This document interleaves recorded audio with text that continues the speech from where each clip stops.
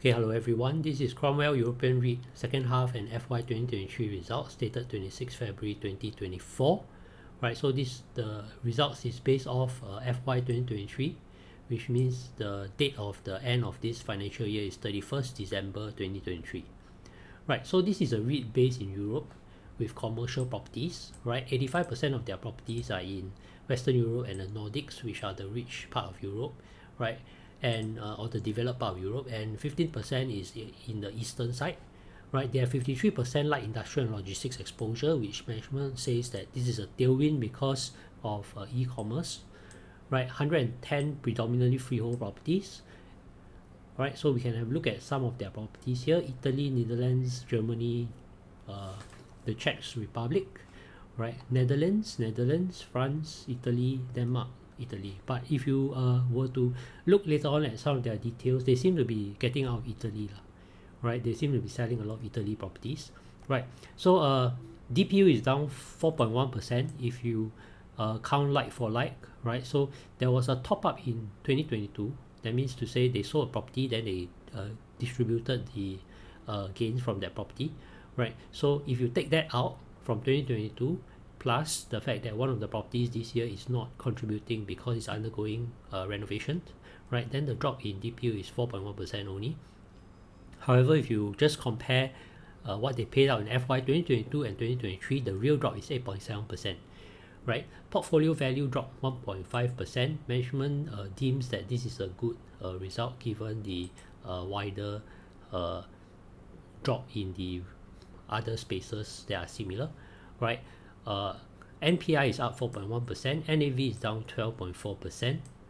All right, if we look at gearing, actually it's 40.3%, right? As we'll look at later, all right, in more detail, right? In general, their debt, the next time they have to refinance is fourth quarter 2025, so that's quite a distance away. 80% of their debt is hedged for more than 2 years, so at least they don't have to worry about big spikes in interest rate payments for the REIT. All right, so divestments, they have done pretty well, right? The 3 divestments done in they are done at 13.6% premium to the most recent valuation, so they're actually selling above the valuations, so this is a good thing for the REIT, right? At least management is selling the properties at premium, which clearly is better than some other REITs who are actually selling below their valuation, right? Anyway, here they say they have quite a wide range of tenants, all right? Biggest tenant is 4.4%, top 10 tenants only takes 23.1%, right? In the past, management says it was 40%, right? Top 10 took up 40%, so it has dropped down to 23%, right? In general, this is a good thing, right? Occupancy is not bad. You can see roughly the trend looks like it's moving up, all right? Although there's a slight dip in the last few halves, right? So it's currently at 94.3%. Right, rental revision has been up 5.7% in the second half 2023 as well as for the whole financial year. Right, they are saying that the logistics and office leasing are holding up well, right, despite weak GDP growth. Right, occupiers are highly selective because of limited supply. Right, so if you look at European office, right, you can see that this part here somehow seems to be performing below, the take-up is below the 5-year average. Right, only recently that it has recovered above. Right, whereas for the logistics and industrial side, it's actually looking like it's trending down. All right, the take-up rate seems to be lower than the 5-year average. Right, so I'm not sure what is causing this slowdown.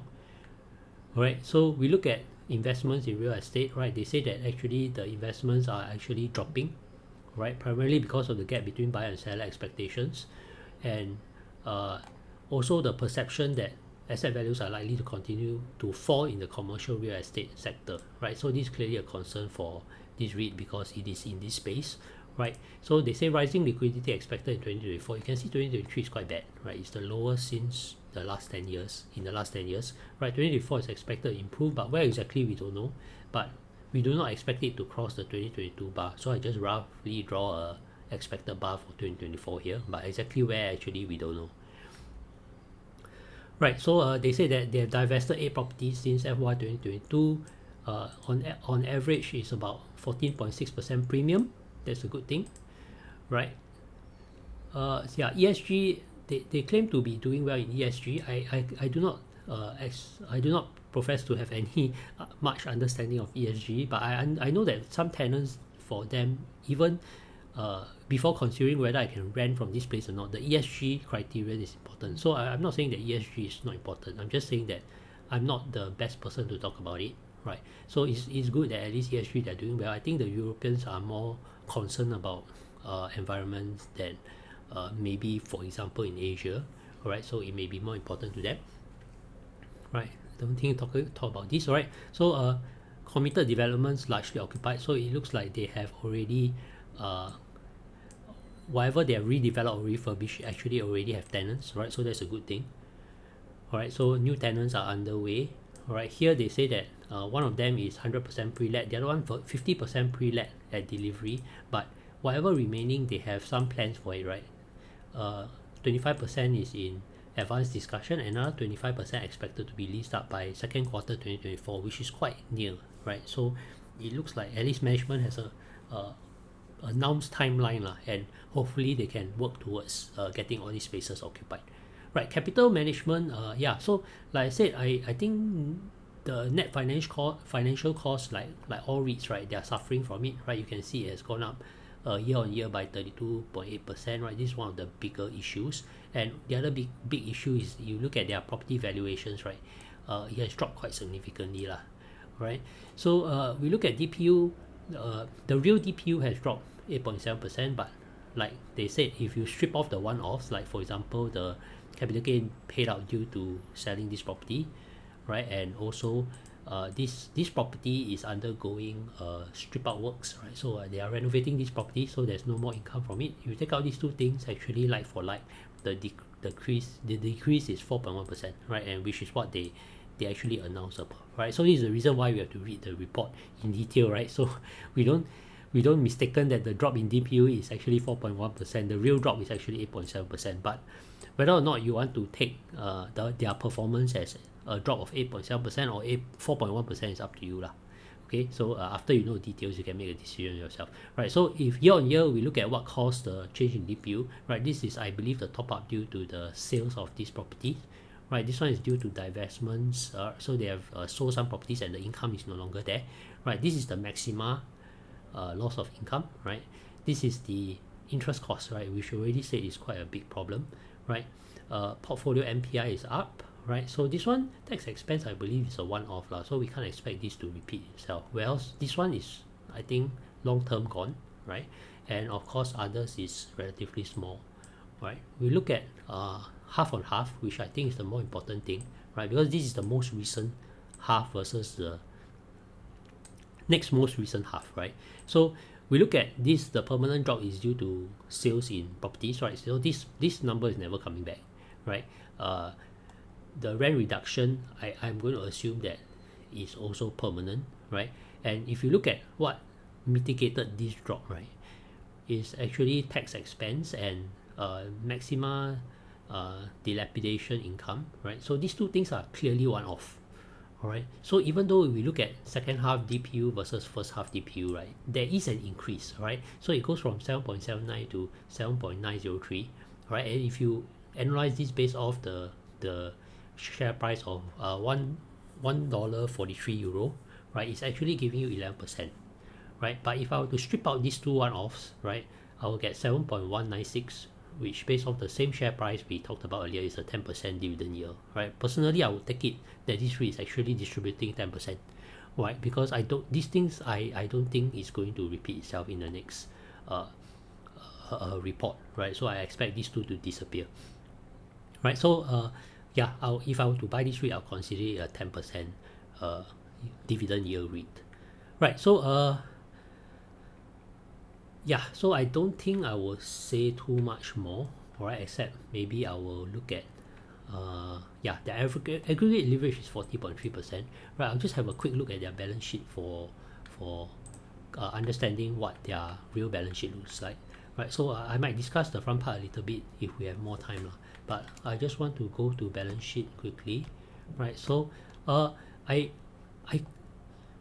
have to say that I don't completely understand how they get 40.3%. So what I'm going to do is I'm going to back calculate. So given that the amount of liabilities that they pump into their aggregate leverage, right, is the numerator, and the assets, total assets, is the denominator, and it gives 40.3%. I know my assets to be this number here, right, 2367473, right? I substitute this to be my assets. I find what liability is that they input in the numerator, right? So the liability that input here in the numerator is actually 954091. This clearly, I believe, includes this value lah. But what else do they actually include? I'm not sure based off just looking at these numbers. But never mind lah. I'm just going to take what they substitute as the numerator's liability and I add their perps, right? Which is actually 64 million euros, right? So if I add their perps, I get something like 1018295. Okay.